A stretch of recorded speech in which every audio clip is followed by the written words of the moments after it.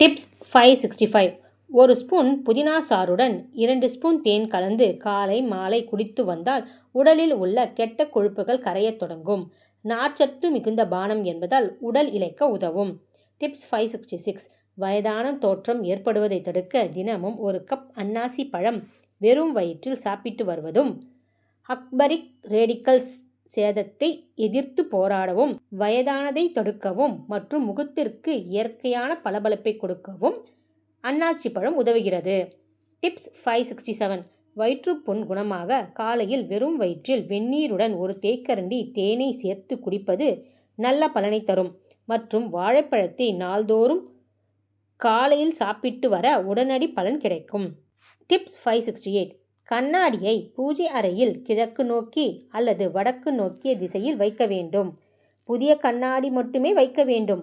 கண்ணாடி மகாலட்சுமியின் ஆதிக்கம் பெற்ற பொருளாகும். டிப்ஸ் 569.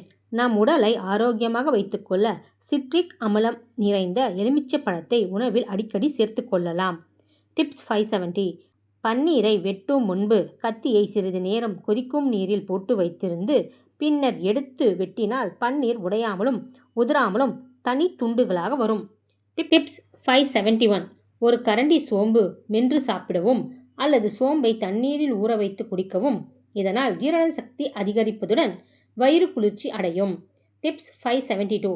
புதினா கொத்தமல்லி சட்னியை தண்ணீரில் கலந்து அதில் அரிசியை சேர்த்து வேக விட்டால் சுவையான புதினா சாதம் ரெடி.